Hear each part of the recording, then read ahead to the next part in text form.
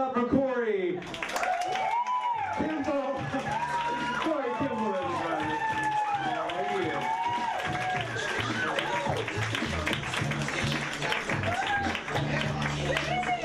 That's right, I'm the other Corey.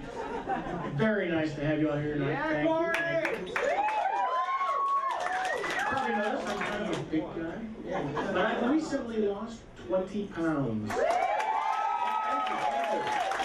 You got my size, nobody notices the first 20 pounds. The most you can hope for is a guy like going, hey, did you get a haircut? Yeah. When you're a big guy and you're gonna go see the doctor, you already know what he's gonna say. He'll say you need to exercise more. You need to start walking, he'll say. And you will. The day before your next doctor's appointment. You'll be like, oh yeah, doctor, let me think. Guess I'll take a hike to the grocery store and pick up something fresh. You take off hiking and it actually feels pretty good. You know, you gotta get empowered by it. By the time you get to the store, you got a walking attitude. You get to checkout and you're like, excuse me, I walked here today. Can you double bag that fresh? Half gallon of Chunky Monkey ice cream? I have a 21-year-old son, 24-year-old daughter. My daughter started drinking coffee, started going to Starbucks, started spending a lot of money. So, to help her out and save a little money, I spent $2,000 on a coffee machine. What's weird about having an expensive coffee machine in your house is that when your friends come over for the first time and you're showing them around, the coffee machine becomes part of the tour. You're like, bedroom's over here, bathroom's on the left, and this is little Timmy. Would you like a cappuccino?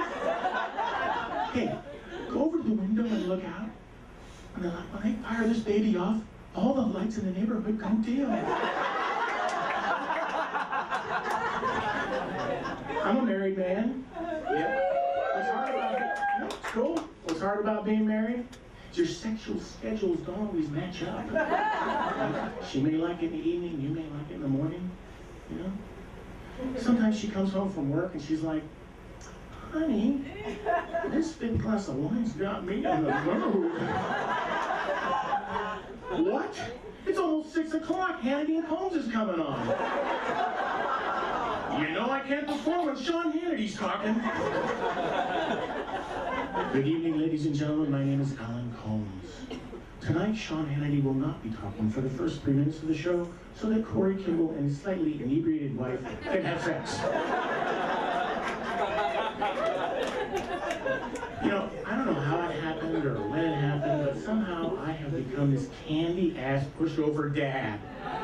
Yeah. They would know.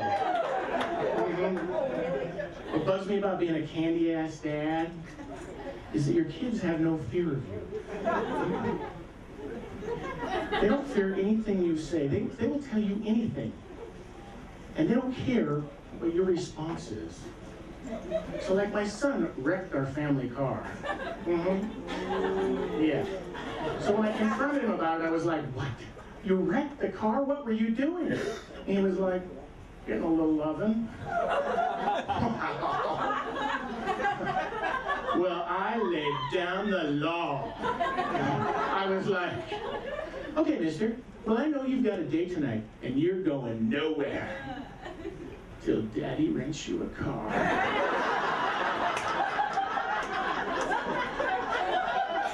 Now, get out of here. Have that car back by dawn. I hate being that hard on the little guy. My daughter came up to me and she was like, Daddy, I'm $10,000 in debt and I really have no way to pay it off. I'm like, well, maybe now's the time to learn a little financial responsibility, huh? How about I take a second mortgage out on the house? That ought to show you. Yeah. She made her first payment 6 months ago. So we're moving into a van. But you know, I like to look at the good side of life. Happily strapped in the front seat of the van, sits little Timmy. grew up in Hawaii back in the 60s and 70s, you know?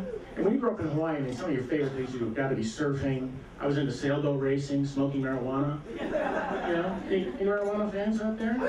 Yeah. Pull one out, light it up, pass it around.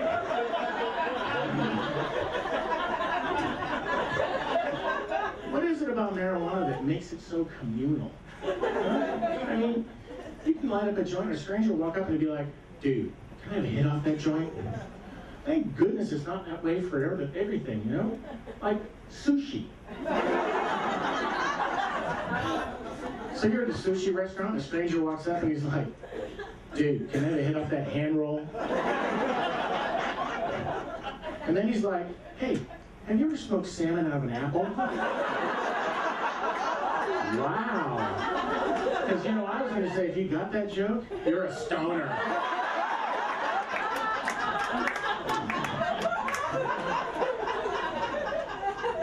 What bugs me about marijuana is how easy it is to get today. All you need is a little medical marijuana card. Back in the 1960s, it was hard. You had to look around for it. You had to forage for it. You had to make phone calls. When you made phone calls, you knew the narcs were listening in. So you had to speak in code, and the code was hard to learn. Once you learn the code, you're sworn to a vow of secrecy. If you've never heard the code before, it kind of sounds like someone saying an algebraic equation. And it's hard. You know, it's been long enough. I can probably get the code now. The narcs never cracked the code. I'm pretty sure you won't either. So here it is. Here comes the code. Hello? Wow, even today it's hard for me to get the code.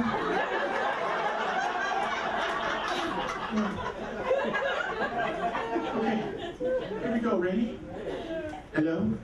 Is Mary home? She is? All right, I'll be right over.